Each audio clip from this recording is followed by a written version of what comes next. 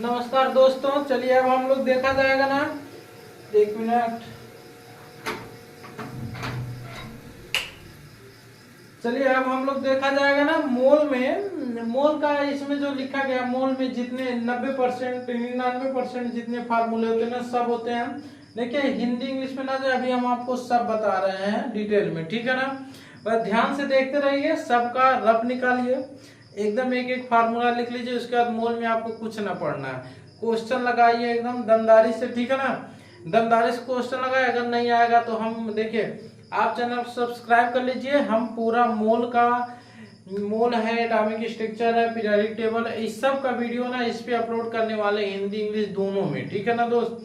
पूरा क्वेश्चन सहित करेंगे, ठीक है ना। अभी तो मान लीजिए सब फार्मूला पहले बता दे रहे हैं, आप तब तक लगाते रहेंगे, फिर हम इस पे क्वेश्चन करा के डालेंगे, ठीक है ना। तो चलिए आइए शुरू किया जाए। हम लोग शुरू क्या करते हैं, मोल क्या होते हैं। देखिए मोल को हिंदी में मोल कहते हैं, मास का द्रव्यमान होगा और मॉलिक्यूलर वेट का क्या हो जाएगा, अनुभार हो जाएगा, ठीक है ना। तो देखिए मोल बराबर क्या होता है, मास अपॉन मॉलिक्यूलर वेट, द्रव्यमान बटे अनुभार, लिख लीजिएगा। वॉल्यूम ऑफ गैस, गैस का द्रव्यमान है अपान 22.4 होता है, ठीक है, बटे 22.4। और लिक्विड अगर आ जाएगा, देखिए जल आ जाएगा तो उसका मॉलिक्यूलर वेट लेंगे। अगर मान लीजिए H2Cl2 आ जाएगा तो 22.4 यूज करते हैं। तो पहले देखिए इतना फार्मूला किसके हैं, मोल के फार्मूले हैं, सिर्फ मोल के छोटे छोटे फार्मूले आते हैं, ठीक है ना। तो नंबर ऑफ मतलब कणों की संख्या बटे अवोगाड्रो नंबर, द्रव का आयतन बटे अनुभार, गैस का आयतन बटे 22.4 हो गया ना। ये मोल का लिख लीजिएगा। अगले आप अगर पसंद आए ना तो बताइए ना, इस पे हम क्वेश्चन करा देंगे, जितना कहेंगे उतना क्वेश्चन, एनसीईआरटी सब क्वेश्चन इसी पे कराएंगे दोस्त। अब देखिए मास ऑफ वन एटम, एक परमाणु का द्रव्यमान क्या हो सकता है, तो उसका द्रव्यमान बटे अवोगाड्रो नंबर, मतलब मास अपन, जैसे सोडियम का मान लीजिए हम पूछे ना, इसका मास कितना होगा, एक परमाणु के सोडियम का मास कितना होगा, ठीक है ना। तो आप क्या करेंगे, 23 अपन अवोगाड्रो नंबर, वही क्या हो जाएगा, उसका परमाणु का एक द्रव्यमान हो जाएगा, एक परमाणु का, मॉलिक्यूल का भी वही फार्मूला हो जाएगा, मॉलिक्यूलर मास अपन अवोगाड्रो नंबर हो जाएगा, अनुभार बटे या नहीं हो जाएगा। मोलरिटी जो होती है, मोलरिटी मोल्स मतलब मोल्स ऑफ सॉल्यूट अब volume of solution in litre में होगा, मोल्स ऑफ सॉल्यूट। अब मोल्स की जगह हम क्या लिखते हैं, मास पर मॉलिक्यूलर वेट। और विलेय, सॉल्यूट बोले तो विलेय होता है, और सॉल्वेंट बोले तो विलायक होता है, सॉल्यूशन बोले तो विलयन होता है, ठीक है ना। अब हम moles of solute upon volume of solution litre में लिख दे रहे हैं, ठीक है ना। अब ये हो जाएगा मोलरिटी का फार्मूला, कैपिटल एम से प्रदर्शित करते हैं। और मोलरिटी क्या हो जाएगी, मोलरिटी हो जाएगी moles of solute mass of solvent in KG. देखिए तो बहुत इंपॉर्टेंट है, वेरी वेरी इंपॉर्टेंट। आप एक वीडियो हम डाले थे ना, उसमें हम बता दें कौन टेम्परेचर डिपेंड करता है, कौन टेम्परेचर पे डिपेंड नहीं करता। सोल्यूशन का पहला लेक्चर आप देख सकते हैं उसको, ठीक है ना। दूसरा लेक्चर होगा, ठीक ना, वो देख सकते हैं। तो देखिए हम बता दें आपको, जिसमें वॉल्यूम रहेगा वो टेम्परेचर डिपेंडेंट रहेगा, जिसमें वॉल्यूम नहीं रहेगा सिर्फ द्रव्यमान रहेगा, क्या रहेगा, टेम्परेचर डिपेंडेंट मतलब इंडिपेंडेंट रहेगा, मतलब टेम्परेचर पर निर्भर नहीं करेगा, ठीक है ना। अब देखिए मोलरिटी के फॉर्म हो जाएगा, मोलरिटी बराबर क्या हो जाएगी, मोललता जिसको कहते हैं, विलेय के मोल अपान विलायक का द्रव्यमान केजी हो जाएगा, ठीक है ना। नॉर्मलिटी क्या होता है, ग्राम तुल्यांकों की संख्या अपान वॉल्यूम ऑफ सॉल्यूशन, मतलब विलयन का आयतन, gram equivalent weight of solute upon volume of solution, 1 litre है ना, gram equivalent weight of solute upon volume of solution हो जाएगा। अब इसका भी formula, gram equivalent weight equal to mass of solute upon equivalent, तुल्यांकी भार होता है, मतलब विलेय का द्रव्यमान अपान तुल्यांकी भार। अब तुल्यांकी भार मॉलिक्यूलर वेट अपान n होता है। अब देखिए H प्लस की संख्या हो सकता है, OH आयन की संख्या हो सकता है, positive ion, negative ion, valency हो सकती है। अब देखिए मान लीजिए CH3 हम बोले n फैक्टर क्या है, ठीक है ना।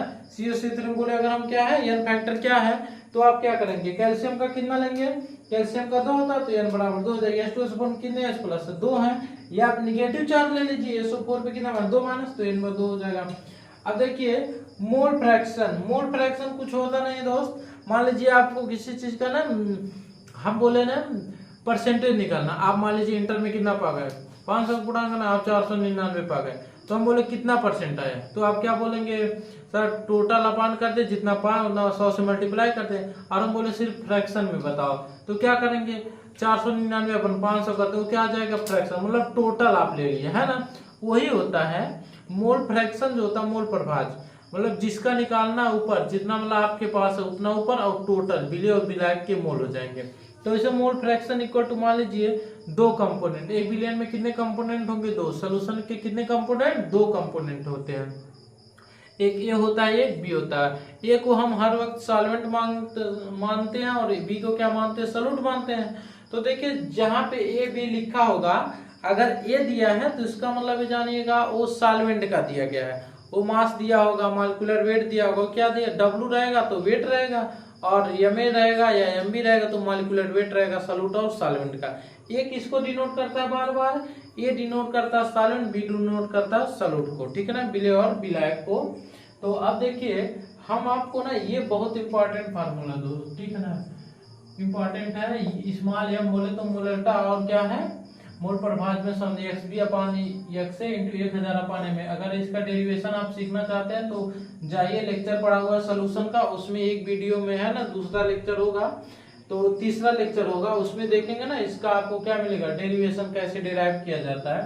फिलहाल आप लिख लेंगे ए बी है इसका मतलब सॉल्यूट होगा, ए है इसका मतलब सॉल्वेंट, तो मतलब ए बी का एक्स बी का मोल फ्रैक्शन एक्स ए का मोल इंटू 1000 अपान एम है, मॉलिक्यूलर वेट ऑफ सॉल्वेंट दिया है, ठीक है ना। अब देखिए ये मोल प्रभाज का फार्मूला है, बोले तो ये एक्स ए निकालना है, तो जिसका निकालना उसको ऊपर रखिए, क्या रखेंगे, ए के mole upon N A plus N B के मोल हो जाएंगे, ठीक है ना, ये हो गया ना। अब एक और फार्मूला था 1000 m upon 1000 t minus m m b, और एक एक्स बी इक्वल टू, सबसे इंपॉर्टेंट है, नीट में आया हुआ है एग्जाम में, ठीक है ना,